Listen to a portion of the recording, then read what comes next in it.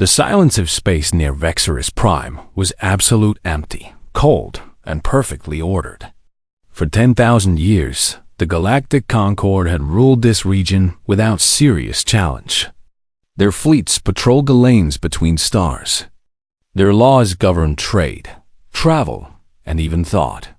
Peace was not just maintained, it was enforced. And it had worked. No war had touched the inner systems in centuries.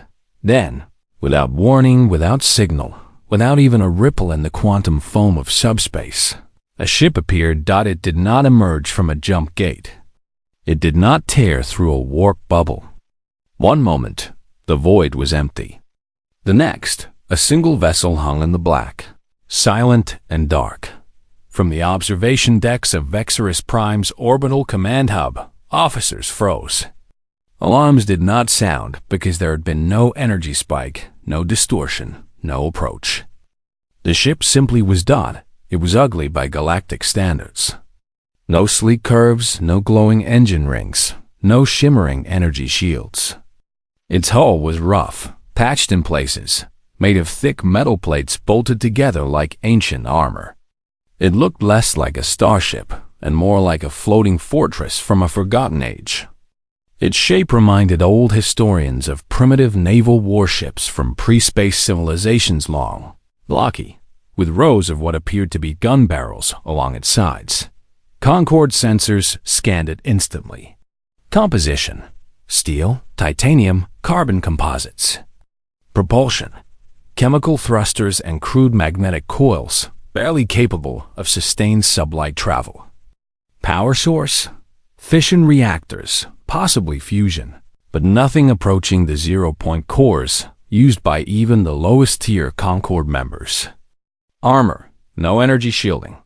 Weapons: unclassified, but likely kinetic or explosive. It was a relic. A museum piece.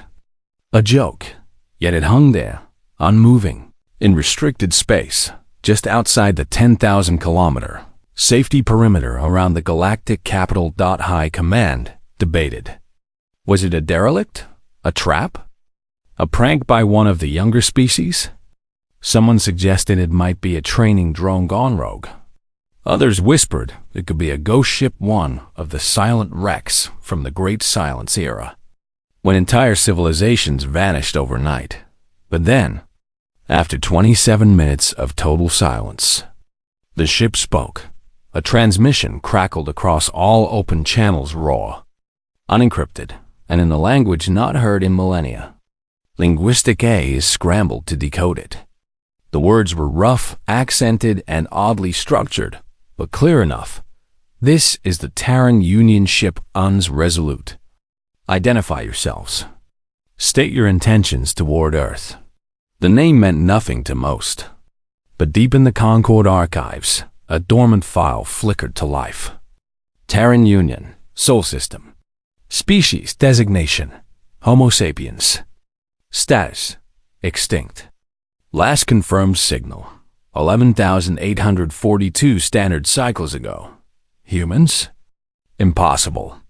They were myth, folklore, a cautionary tale told to young diplomats about the dangers of early spaceflight and unchecked ambition.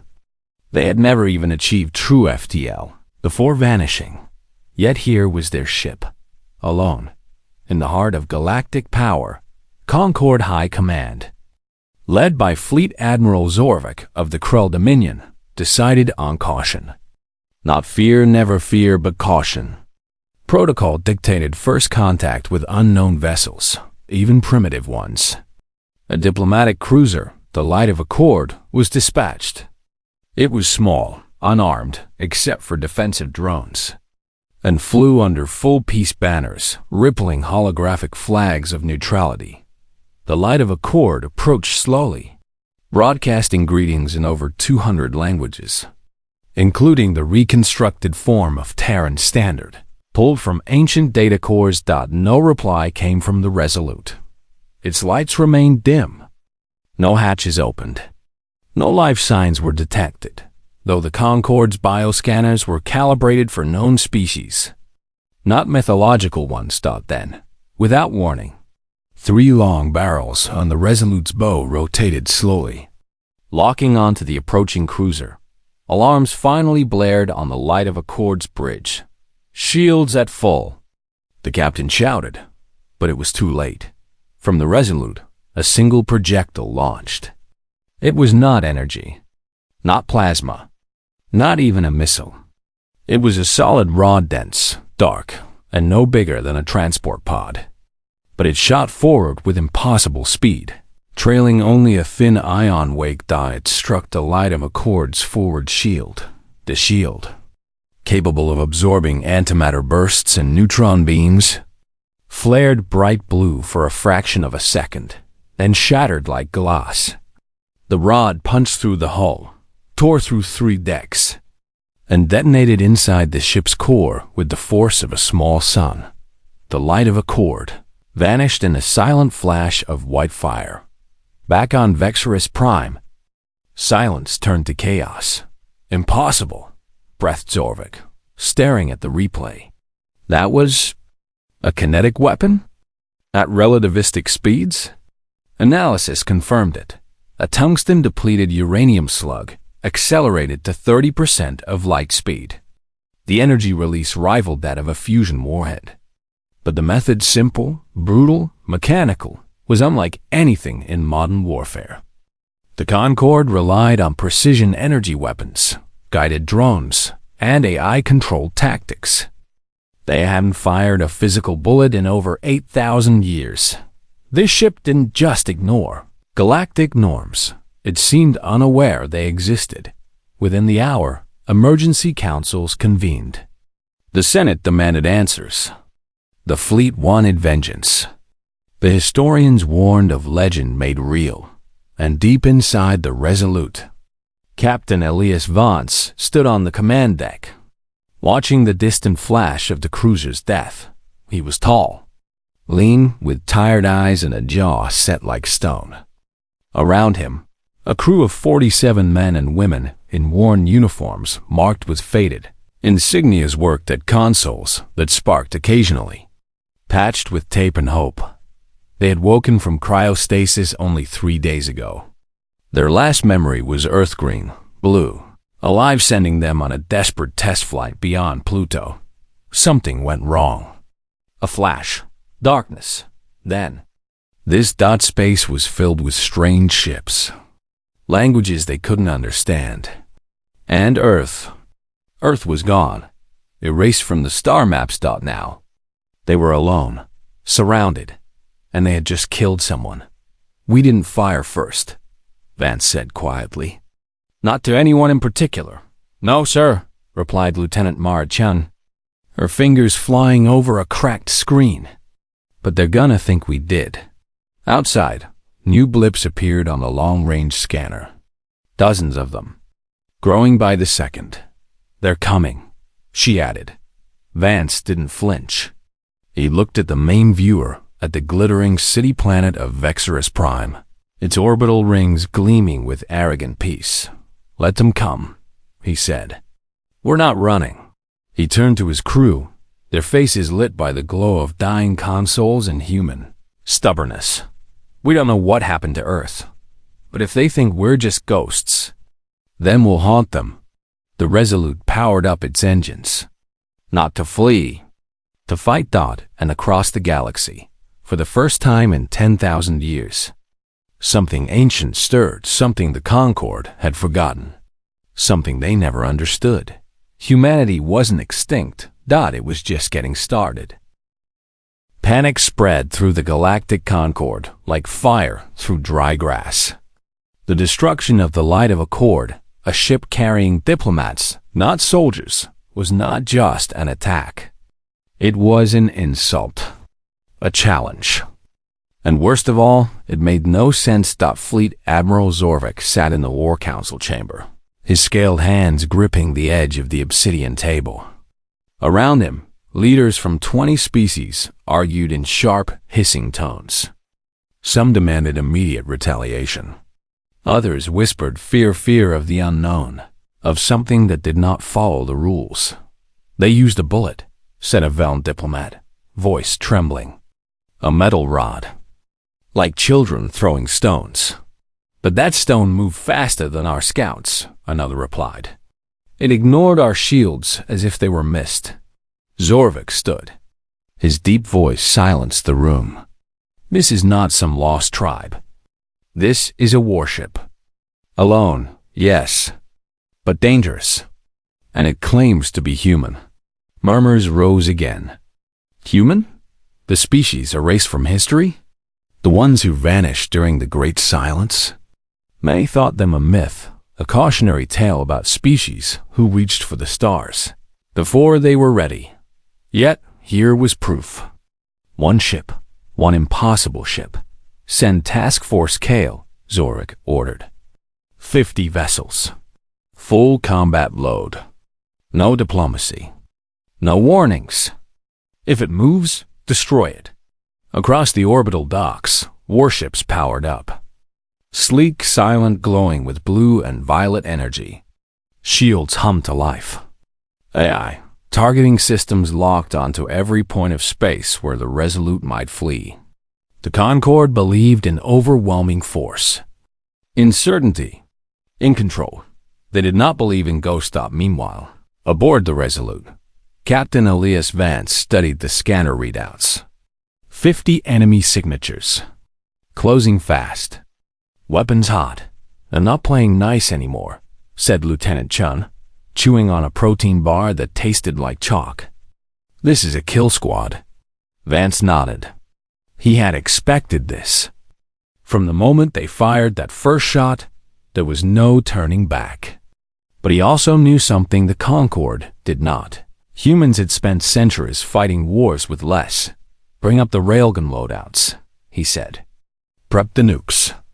And seal all non-essential decks. The crew moved fast. No panic, just focus.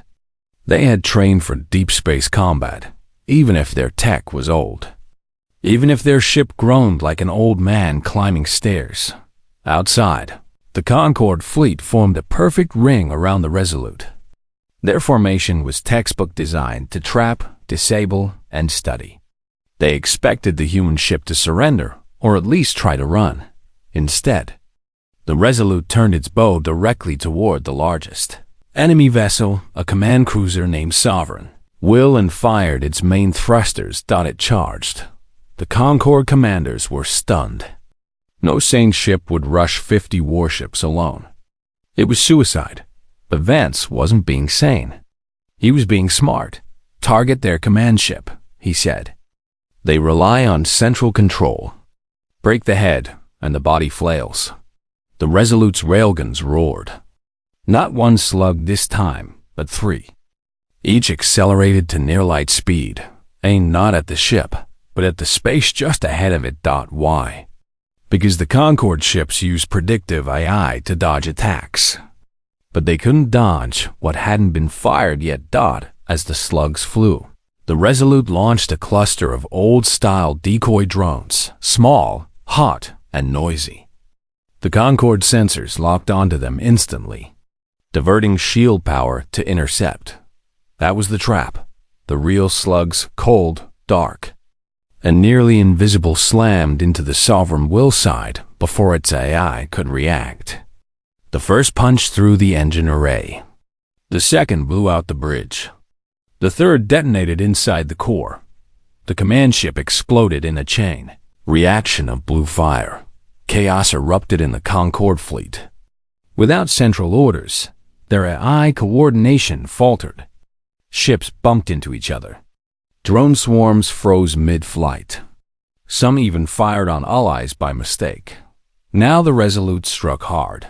Nuclear-tipped missiles, launched from hidden launch tubes along its hull, streaked out. Old-fashioned, yes, but packed with enough yield to crack planetary crusts.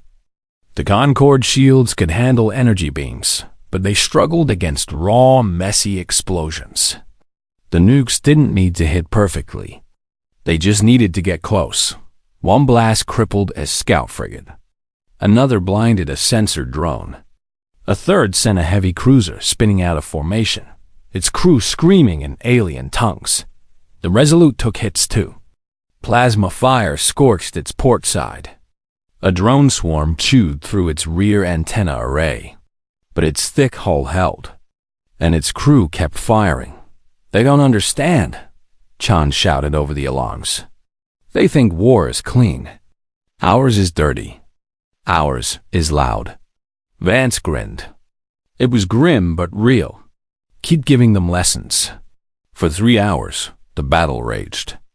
The Resolute danced through the enemy lines like a boxer weaving through punches. It used asteroids for cover. It dumped fuel to create smoke screens. It even played dead once shutting all power, drifting silently while a Concorde destroyer passed right over it. Then it fired point blank into the ship's belly. By the time the Concorde realized they were losing, it was too late. 22 of their ships were destroyed. 30 more damaged beyond repair. The rest broke formation and fled.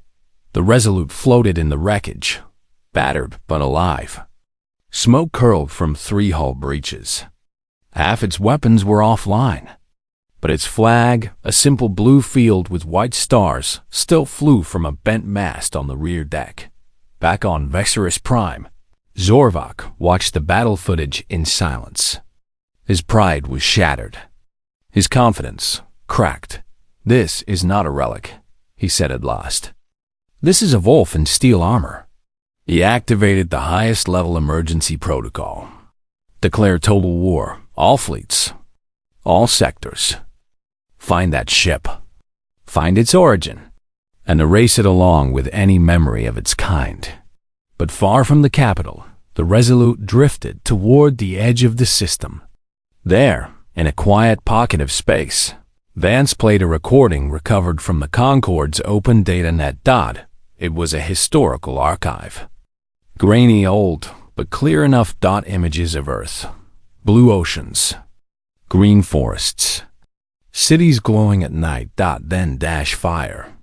From orbit, silent beams of energy turning continents to glass. Billions gone in minutes. The final words of the recording. "The silencers have come. They say we were too loud, too bold, too human. Tell the stars. We tried." Vance shut it off. His hand shook. Earth was gone. Not by accident. Not by time. By murder. And the Galactic Concorde, the peacekeepers of the galaxy, had allowed it. Or worse, they had helped. "They think we're some lost tribe," Vance said to his crew. "But we're the last witnesses. The last voices." He turned to the helm. "Set course for Sol, maximum stealth. We're going home."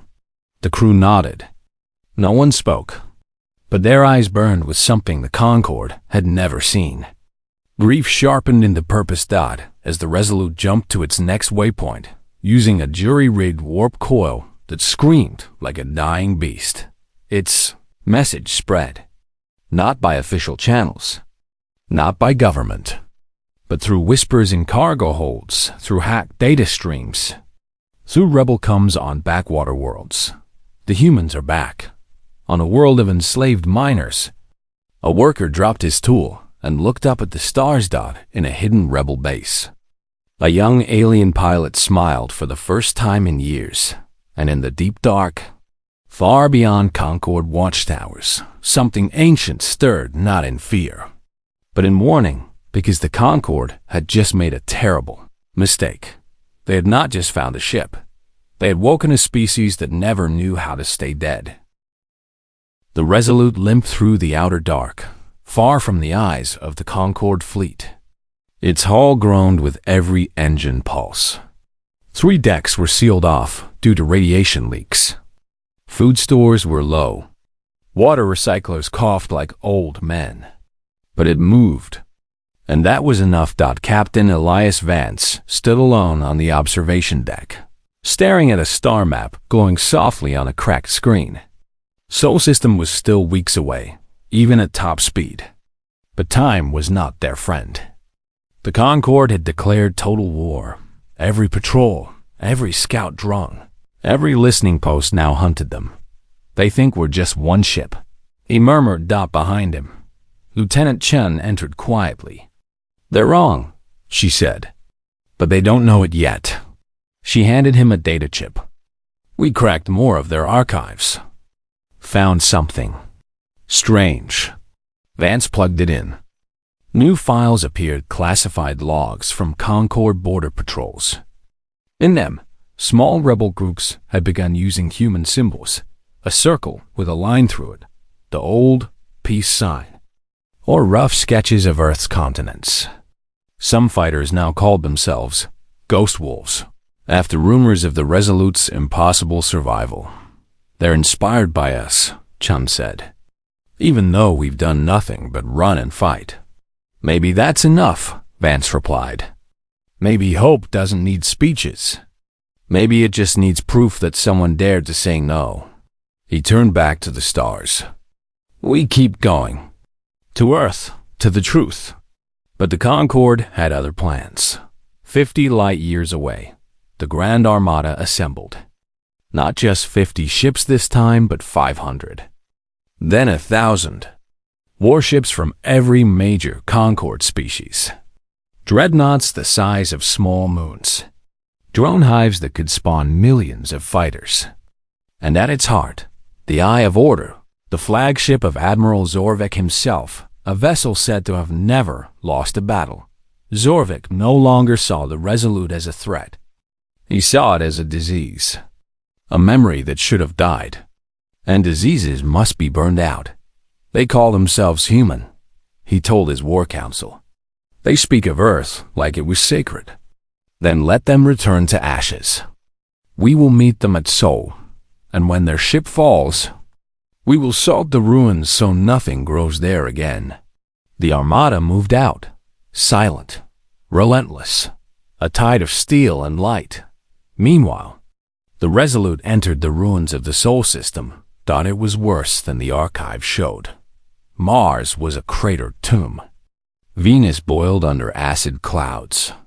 Jupiter's moons were hollowed out by mining. And Earth was a blackened husk. No oceans, no green. Just cracked plains of glass and dust storms that howled through dead cities. The planet gave off faint radiation, enough to kill an unprotected human in hours. The crew stood in silence on the bridge, watching the horror unfold on screen. "That was home," whispered Ensign Rowe, the youngest on board. His voice cracked. Vance didn't answer. He ordered a scan of lunar orbit. According to the files, something was hidden there, beneath the old Sea of Tranquility. Using the last of their stealth power, the Resolute crept toward the moon. There, buried under meters of regolith, was a structure human-made, ancient. Sealed tight, they sent a drone. It drilled through the rock, found a vault. Inside, a single data core, powered by a slow-decay battery that had lasted 12,000 years. Back on the ship, they plugged it in. A voice played calm, sad, but strong. "If you are hearing this, you are one of us. Or you carry our memory. My name is Dr. Lena Cho. I was part of Project Exodus, the last hope of Earth. We knew the silencers were coming. They'd punish species who disturbed the balance, who reach for stars, who ask too many questions, who love too loudly." Images flashed. Humans building starships. Children laughing. Cities full of light. The Concorde didn't stop them. They bowed. They said, "Better one species lost than all of us." So they let Earth burn. And they erased us from history, so no one would ask why. The recording continued. The silencers were not a species. They were a system of cosmic law enforced by ancient machines and older minds. The Concorde served them, knowingly or not, by keeping the galaxy quiet, obedient, small. But humanity was never small, Dr. Cho said. We were messy, loud, and we refused to be silent. If you're out there, don't hide. Don't obey. Be human, even if it costs you everything. The screen went dark. For a long time, no one spoke. Then Vance stood. His eyes were dry, but his voice shook. We're not just going home to mourn. We're going to tell the galaxy what really happened. But they had little time. Chun's voice cut in, sharp with alarm. Captain! Massive energy surge inbound. Concorde signatures, hundreds of them. They followed us. Vance rushed to the bridge. The scanner showed it clearly. The Grand Armada had arrived. They'd tracked the Resolute's warp trail. Now, they surrounded Sol System like a noose. Zorvak's voice boomed across open comms translated. Cold, final, Terran vessel. You stand on dead ground. Your species is forgotten. Surrender now, and your crew will be spared as historical specimens. Resist, and you will be unmade. Molecule by molecule. Vance looked at his crew. Tired, scarred, but standing tall. Patch me in, he said. The comms clicked. This is Captain Elias Vance of the Terran Union ship Ons Resolute, he said. Voice steady. You say we're forgotten. But remember this. We remember Earth. We remember what you let happen. And we will not be specimens. We will be witnesses. He cut the channel. Then he gave the order. All hands. Battle stations. We're not running. We're fighting. For Earth. For everyone they've silenced.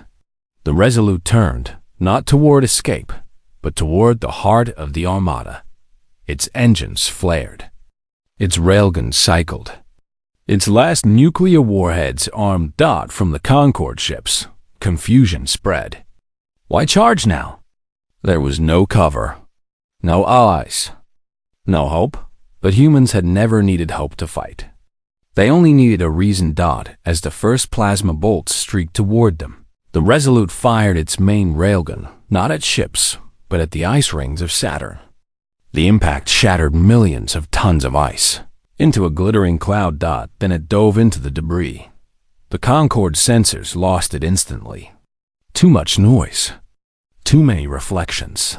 Inside the chaos, the Resolute became a ghost again. It struck fast. A drone hive, blinded by ice, took 3 nukes to its core and exploded. A cruiser turning to flee got a railgun slug through its engine. A command frigate never saw the boarding pod latch onto its hull until human Marines, armed with mag-locked rifles and old-fashioned grenades, blew through its bridge. The Armada, built for perfect order, collapsed in confusion. Ships fired on shadows. AI pilots froze when faced with unpredictable moves. Zorvak screamed orders, but his fleet was too big, too slow to adapt. For 6 brutal hours, the Resolute danced through the storm of war, a single spark in a sea of darkness. It lost its starboard engine. Its medical bay was vented to space. 12 crew members were dead, but the Armada lost. 37 ships. And worse for the Concorde, the truth was.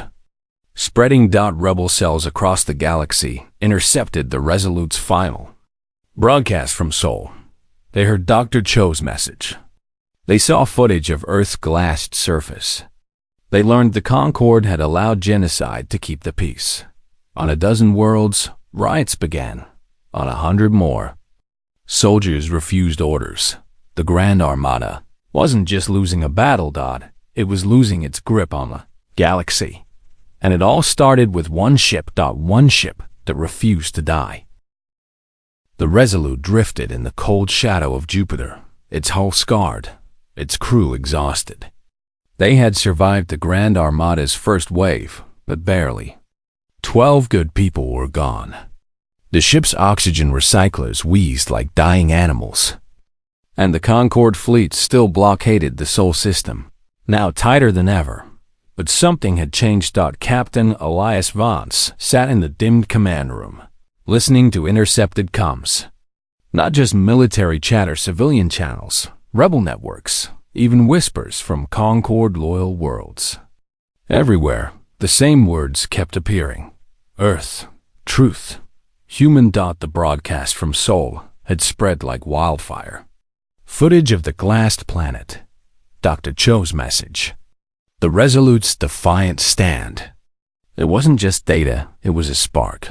On the mining world of Kethra, slave workers tore down Concord Overseer's statue and raised a makeshift flag made of old fabric and Starlight One blue circle, white stars around it.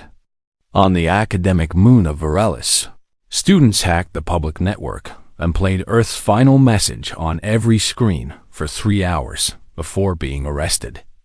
Even within the Concord military, reports came in of soldiers questioning orders, of pilots refusing to hunt ghosts. The Concord called it madness, but Vance called it something else. Memory waking up. They're starting to remember, Lieutenant Chun said, handing him a cup of weak coffee made from recycled beans. Not just Earth, but what it means to choose. Vance nodded. He looked at the star chart. The Armada still held the system, but their grip was slipping, and he knew why. The Concord had ruled through fear of chaos, but humans had always lived in chaos and built beauty from it. We can't win a straight fight, Vance said. Not with one ship. But we don't need to win. We just need to be seen. He turned to the crew. We're going back out there. Not to attack. To broadcast. They patched the ship as best they could. Welded hull plates with spare metal.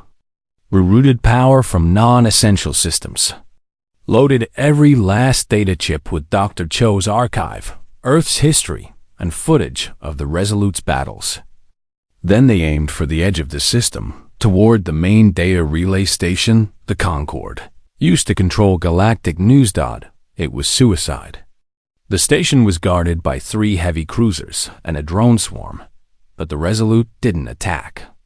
It sent a simple, open signal. We only want to speak. For 10 minutes, silence. Then, shockingly, one of the cruisers moved aside. A voice crackled over Cum's humanoid, but not human. This is Captain Rel of the Dawn's Echo, it said. We heard your message. About Earth. My people were once silenced too. We will not stop you. The other 2 cruisers held their fire. No one moved. With trembling hands, Chun uploaded the full archive into the relay. Within seconds, it blasted across the entire galaxy, uncensored, unfiltered, unstoppable.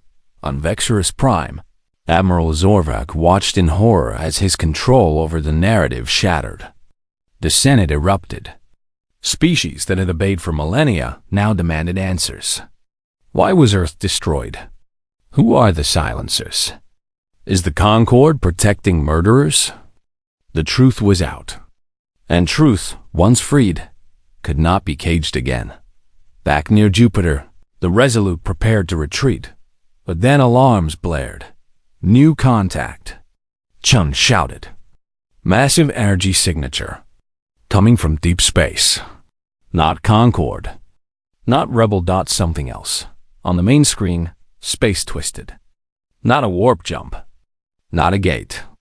A tear-silent black edged with violet light. From it emerged a ship unlike any other. Smooth, black, featureless. No engines. No weapons. Just presence. Every sensor went wild. Then died. The crew froze. That's not Concord tech, Chun whispered. That's older. The strange ship broadcast no message. It only hovered, watching. Then, slowly, it turned toward Earth. And fired. Not with weapons. With light. A single beam, thin as a thread, struck the dead planet's surface. For a moment, nothing happened. Then, deep beneath the glassed crust, a pulse. Faint, but alive. Energy reading, cried Ensign Rowe. Something's waking up. Under the ruins. Vance's blood ran cold. The silencers. The black ship hadn't come to fight. It had come to check if Earth's memory was truly gone. And now, because of the Resolute's broadcast, because people were speaking Earth's name again. The planet had answered. There was a crime in the eyes of the silencers. The black ship turned its attention to the Resolute. No warning. No words. Just judgment. It unleashed a wave of distortion. Not energy, but something deeper. Reality itself seemed to bend. The Resolute system screamed. Metal groaned. Lights flickered and died. Shields are useless. Chun yelled. It's not attacking the ship, it's attacking existence. Vance made a choice. Full power to engines. Get us between that thing and Earth. The Resolute lunged forward, placing its broken body between the black ship and the only home it had ever known. The distortion wave hit. Half the ship vanished, not exploded, but erased as if it had never been. The crew screamed as consoles turned to dust in their hands. But the core held. Barely then, from the relay station, new signals flooded in. Captain! Rao shouted. It's the rebels! The defectors! They're coming. On the scanner, hundreds of blips appeared, ships of all shapes and sizes. Former slave transports. Smuggler freighters. Even Concord patrol boats with their loyalty codes overwritten. They formed a ragged line between the Resolute and the black ship. We stand with you, came a voice roll again. If Earth is remembered, then we all have a chance. The black ship paused. It had not expected resistance. It had only known obedience. For the first time in eons, something defied the silencers, not with weapons, but with memory. The black ship retreated, fading back into the tier it came from. But its message was clear. This was not over. In the quiet that followed, the rebel fleet gathered around the Resolute. No one fired. No one gave orders. They just stayed. Vance opened a channel. Thank you, he said, voice rough. You didn't have to do this. We did, Rel replied, because you reminded us we could. Later, as the fleet shared power, supplies, and stories, Chun found Vance staring at Earth again. We can't bring it back, she said softly. No, he said. But we can make sure it's never forgotten again. Across the galaxy, the Concord's authority crumbled. Planets declared independence. Fleets broke apart. The Senate fell into chaos. And in the ruins of Sol, something new began, not a government, not an empire, but a promise. A promise to remember. A promise to speak. A promise to be human even if you weren't one. The war wasn't over, but the galaxy had changed, and it all started with one ship that dared to return home. The final battle did not begin with a declaration. It began with silence. Above the rebel-held world of Kethra, the last free system not yet crushed by the Concord, the sky darkened. Not with clouds, but with ships. Thousands of them. The full might of the Concord Armada, gathered for one purpose, to erase the Resolute, erase the rebels, and erase the memory of Earth once and for all. At the heart of the fleet floated the Eye of Order. Admiral Zorvak's command ship, a monstrous sphere of black alloy and pulsing energy, said to carry the voice of the silencers themselves. Zorvak had stopped believing this war was about discipline. Now, it was personal. The humans had made fools of his fleet. They had cracked the Concord's perfect peace. And for that, they would be unmade. On the surface of Kethra, refugees huddled in underground shelters. Former slaves, scholars, pilots, and children, all watching the sky through cracked screens. They had no real army, no grand fleet. Just a collection of patched-together ships, stolen fighters, and hope. And one old warship. The Un's Resolute hung at the front of the rebel line. It had no shields, no stealth. Half its weapons were gone, but its flag still flew, and its crew still stood. Captain Elias Vance looked at his people. They were tired. Many bore fresh scars. Some had lost friends, family, everything. But their eyes were clear. They knew what this day meant. This isn't just about us, Vance said over the shipwide comm. It's about every voice they tried to silence. Every world they told to be quiet. Today, we speak for them. He turned to Lieutenant Chun. Ready the artifact. Buried in the ship's core was the silencer device they'd recovered from Earth's ruins. A small, dark sphere humming with impossible energy. Dr. Cho's logs called it a reality anchor. The rebels believed it could tear open space itself. They didn't plan to win the battle. Planned to end the war. Outside, the Concorde Armada began its final advance. Energy beams lanced out. Drone swarms blackened the sky. The rebel fleet fired back with everything they had: lasers, missiles, railgun slugs, even old-fashioned bombs. Explosions lit the void like dying stars. The Resolute charged. It weaved through fire, taking hit after hit. Its hull cracked open in 3 places. Fires burned in the engine room, but it kept going straight for the Eye of Order. Zorvak watched it come. He almost laughed. One broken ship against his fortress. Let it come, he ordered. Crush it slowly. Let the rebels watch their symbol die. But Vance wasn't aiming for the ship. He was aiming for the space just ahead of it. Now, he shouted. Chun slammed her hand on the final switch. The silencer artifact activated. Space itself screamed. A black point bloomed in front of the Resolute, not a hole, but a wound. Gravity twisted. Light bent backward. The very laws of physics frayed at the edges.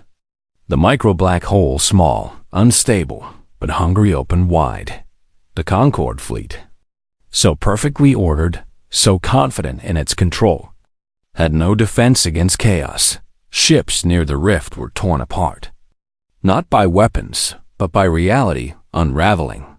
The Eye of Order's shields flickered and failed. Its engines reversed too late. It began to drift toward the void. Zorvak's voice crackled over open comms, no longer calm, but raw with fear. What is this? Vance answered, voice steady. This is what happens when you forget that the universe doesn't obey your rules. The Resolute didn't escape. It stayed, pouring its last power into the artifact, holding the rift open just long enough. One by one, Concorde ships were pulled in, dreadnoughts, carriers, command vessels, all vanishing into nothing. But the strain was too much. Alarms shrieked. The deck buckled. Oxygen hissed into space. It's over, Chun said, gripping her seat as the ship shook apart. We did it. Vance looked at the main screen. The Armada was broken. The Eye of Order was gone. The rebels were already moving in to finish what was left. He smiled. Then he opened the final broadcast wideband. Galaxy-wide, untraceable. This is Captain Elias Vance of the Terran Union ship UN's Resolute, he said, as metal groaned around him. We were never the galaxy's children. We were its conscience. The Concorde told you to be quiet. The silencers told you to be small. But you don't have to be. He paused. Smoke filled the bridge. Sparks rained from the ceiling. Remember Earth. Not because it was perfect, but because it tried. Because it dreamed. Because it loved even when it knew it might lose. His voice grew softer. We're not asking you to fight forever. Just, don't forget. Speak. Create. Defend the voice that says no. When the powerful say obey. The ship shuddered violently. Tell our story, he whispered. And tell it loud. Then the Resolute broke in half. Its front section, with Vance and most of the crew, was pulled into the collapsing rift. The rear section exploded in a flash of blue and orange beautiful. Brief and final. Silence returned to the battlefield. But not for long. From the rebel fleet, a single ship moved forward. Then another. Then hundreds. They formed a circle around the place where the Resolute had been. No words, just presence. On Kethra, people stepped out of their shelters. They looked up. Some cried. Some stood tall. A child picked up a piece of scrap metal and drew a circle with stars on the ground. Across the galaxy, The news spread faster than light. The Concorde Armada was shattered. Admiral Zorvik was gone. The Resolute was gone, but the idea it carried was not. Within weeks, the Concorde collapsed. Planets declared independence. Old enemies became allies. And from the ashes rose a new union not ruled by one species, but guided by a promise. They called it the Terran Remembrance Pact. Its first law was simple. No voice shall be silenced. Its symbol was a blue circle with white stars.